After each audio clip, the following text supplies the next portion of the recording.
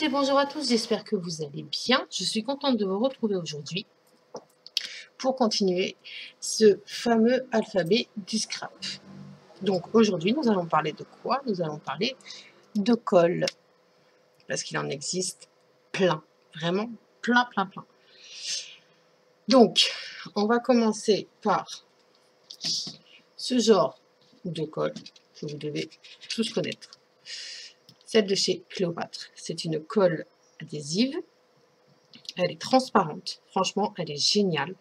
Et moi, cette colle-là, je m'en sers en carterie pour apposer mes décorations ou tout simplement quand je crée ma carte et que j'ai besoin de coller, je prends celle-ci. Mais bien évidemment, je n'utilise pas ce grand flacon.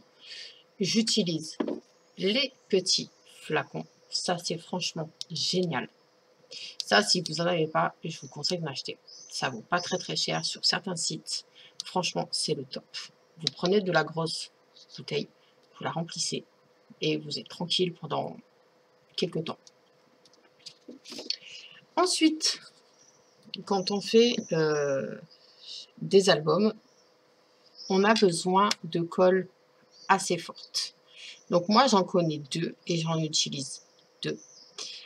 On va commencer d'abord par celle-ci, c'est la Tacky Glue, qui franchement fait partie des best-sellers d'école, parce qu'elle est franchement géniale. Elle est géniale, elle ne laisse pas de traces quand on colle. Et moi, c'est vrai que je l'utilise pour les pages, quand je construis les pages, quand j'ai besoin pour l'accordéon ou sur l'arête. Franchement, c'est génial. Et pour la cartonnette, donc celle-ci, elle est franchement très bien. Mais pour la construction, pour la base, quand on fait notre album, quand on réunit la tranche et les deux faces, face A et face B, j'utilise celle-ci. C'est la Art Glitter que vous pouvez retrouver dans différents sites, notamment chez Brico Scrap. Elle est au top. Franchement, elle est géniale. Vraiment. Et petit aparté comparé aux autres colles, ici, vous avez un embout en métal avec une petite aiguille. Pourquoi une petite aiguille? Ça nous permet que la colle ne dessèche pas. Et ça, c'est chouette. Parce que quand... Je vais prendre deux petits flacons. Donc, là aussi, l'embout est en fer. D'accord? Mais si on se rapproche un petit peu plus, là, au bout, logiquement, il y a toujours un petit tamas de colle, ce qui est tout à fait normal. Hein. Mais quand on a besoin de la colle tout de suite, c'est assez embêtant. Que là, franchement, vous avez juste à retirer l'aiguille et vous la mettez où vous voulez, votre colle. Donc, c'est franchement génial.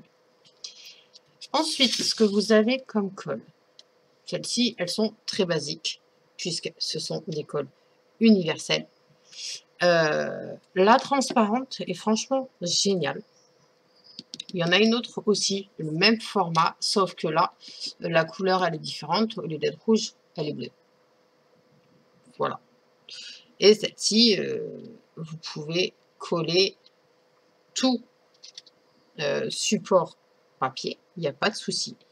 Mais admettons, si vous avez décidé de faire un album avec une couverture en tissu, je vous conseille quand même fortement de ne pas utiliser les colles que je viens de vous présenter, mais d'utiliser une colle exprès tissu. Voilà. Celle-ci, elle s'appelle Textile Glue. Et franchement, elle est au top aussi. Franchement, elle est géniale.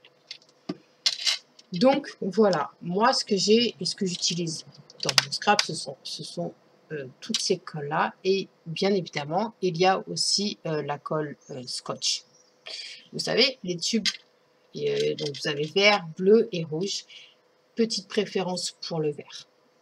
Voilà. Et bien écoutez, on se retrouve la semaine prochaine. Et la semaine prochaine, c'est la lettre D. Je vous laisse deviner. Prenez bien soin de vous. Et je vous dis donc à très vite. Bye bye.